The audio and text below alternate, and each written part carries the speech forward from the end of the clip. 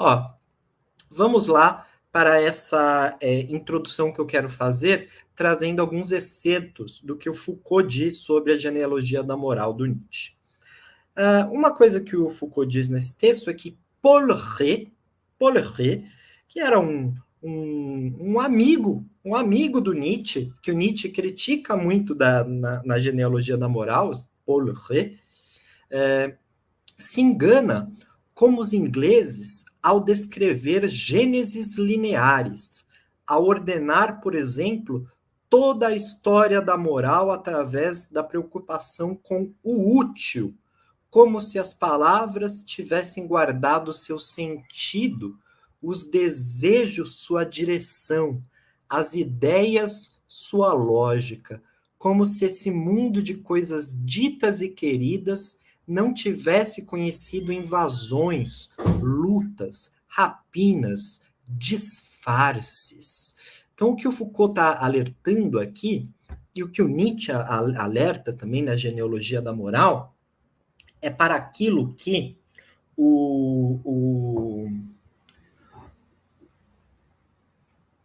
alguns filósofos, alguns pensadores, como o próprio Paul Ré, se eu não me engano era suíço, era um médico suíço que foi durante um tempo amigo do Nietzsche, e psicólogos da moral, filósofos da moral, o que eles tentavam de alguma forma fazer era um processo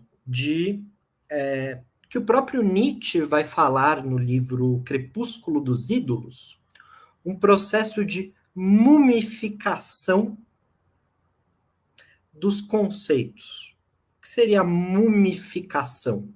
É você tomar um conceito que ao longo de toda a história, ou conceitos, ou valores que ao longo de toda a história já assumiram características diversas, e em cenários diversos e em contextos de lutas e enfrentamentos históricos, eles já assumiram roupagens diversas e diferentes, e você mumificar esses conceitos, como se eles sempre tivessem sido estagnados e não derivassem da luta histórica pelo sentido, mas derivassem da metafísica, derivassem de uma origem maior, de um plano das ideias que se sobrepusesse a todos os contextos de enfrentamento históricos que moldam os nossos valores, certo?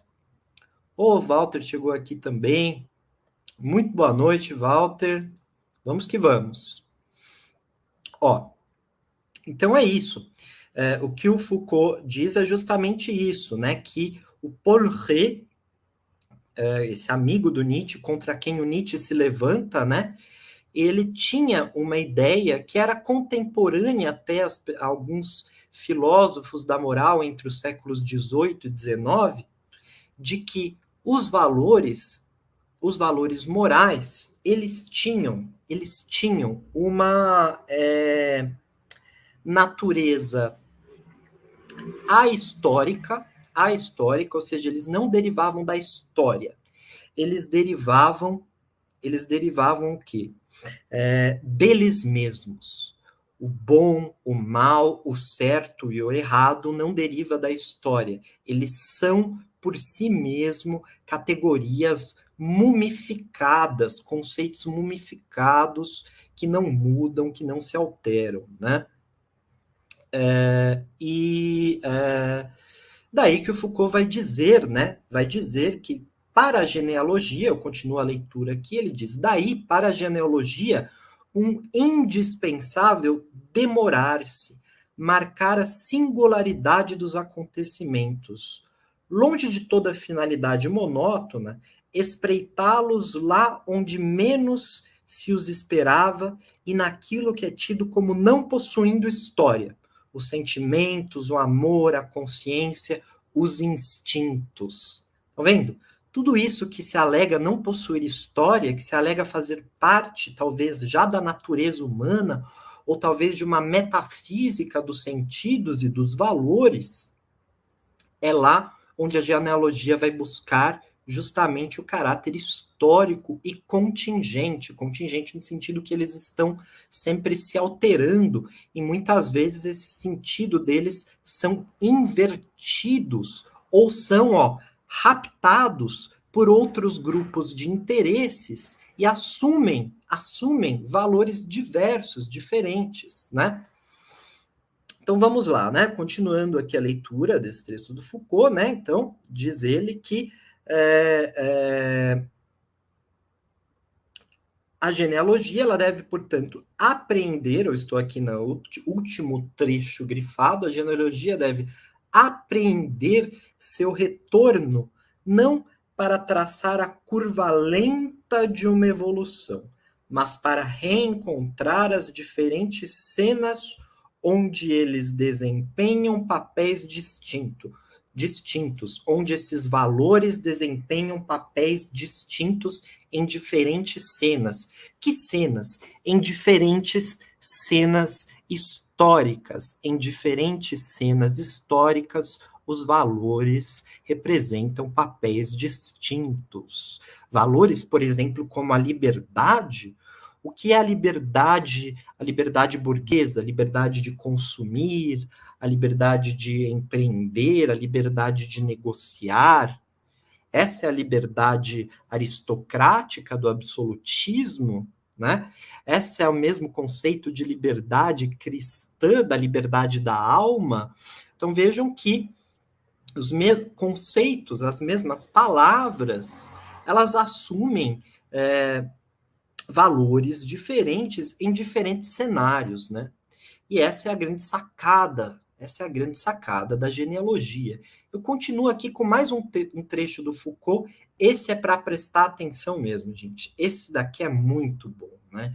Como vocês sabem, quem acompanha aqui o canal sabe que eu adoro o Foucault, porque o Foucault ele consegue condensar, às vezes, em poucas palavras, coisas incríveis, assim, que eu fico estarrecido, né?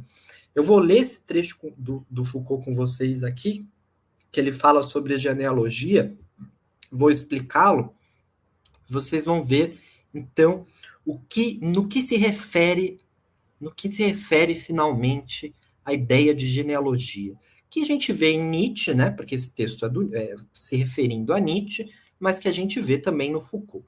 Ele diz o seguinte: a história efetiva, que seria essa genealogia, faz ressurgir o acontecimento no que ele pode ter de único e agudo. É preciso entender por acontecimento não uma decisão, um tratado, um reino ou uma batalha, mas uma relação de forças que se inverte.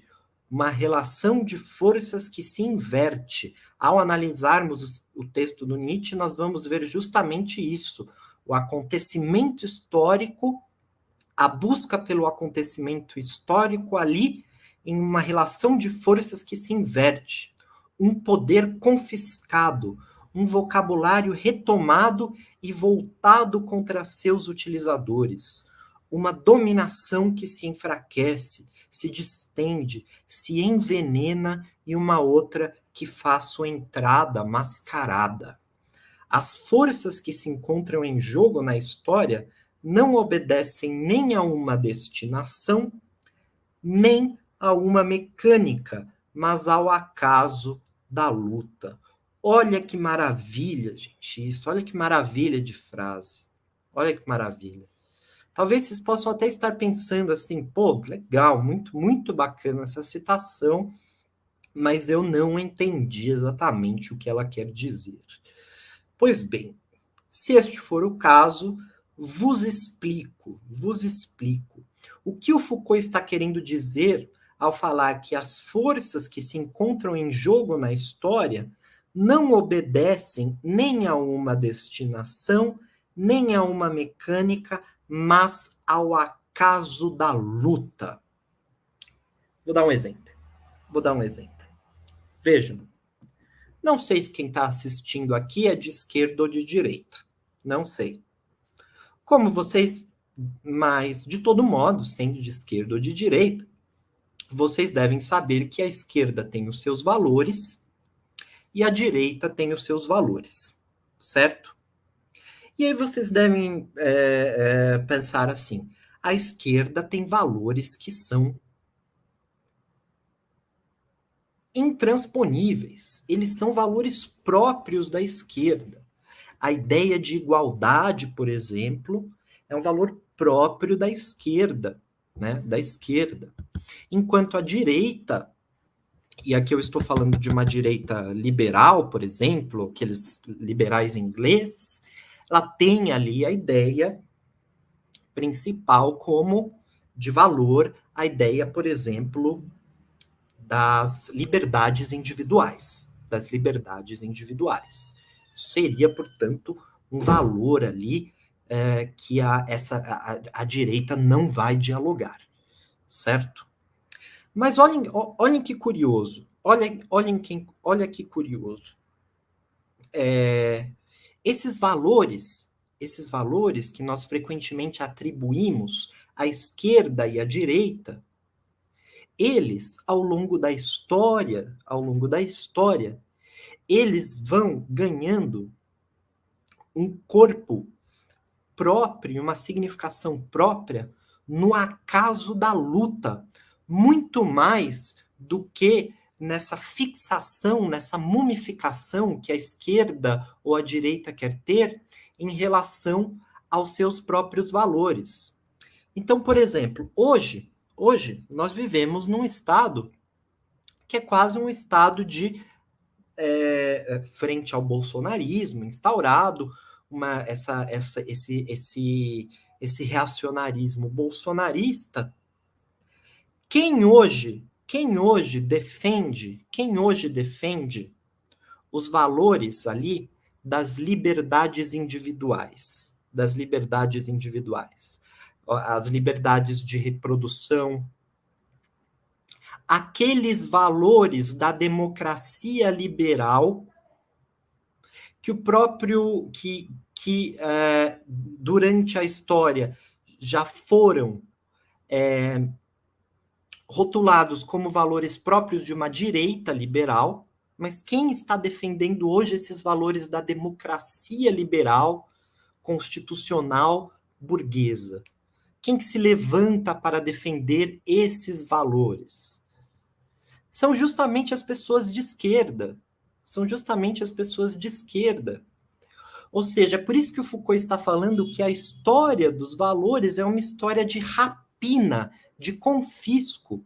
A esquerda confisca esses valores. Por quê? Porque a luta da esquerda hoje é uma luta contra o bolsonarismo. Estou falando do Brasil, uma luta contra o bolsonarismo.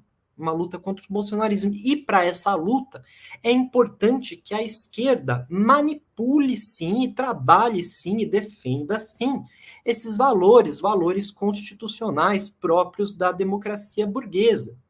Isso quer dizer que a esquerda se tornou impura? Que a esquerda esqueceu ali as suas bases marxistas para navegar de cabeça numa democracia liberal? Eu diria o seguinte: quem pensa isso é uma pessoa que pensa que os valores são metafísicos. É uma pessoa que não está buscando os valores no acaso da luta, ali onde eles vão ter a sua significação verdadeira, que é no acaso das lutas históricas, né?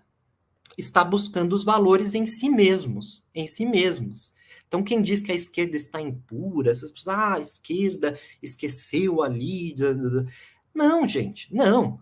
Os valores, eles se fazem no acaso da luta, certo? E é isso a genealogia do Nietzsche. É a busca pelo questionamento do surgimento dos valores, não ali pela pureza que os valores têm, que um valor como bom e mal tem, mas como que eles surgem no acaso da luta.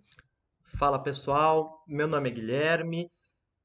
Caso vocês tenham gostado desse vídeo de cortes, eu vou deixar o conteúdo na íntegra aqui na descrição para vocês acompanharem.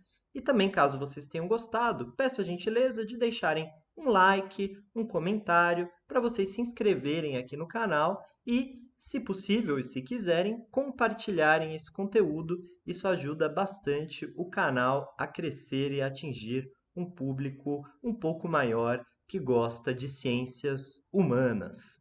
Valeu, gente. Agradeço aí pela atenção e a gente se vê num próximo vídeo aqui no Delongas.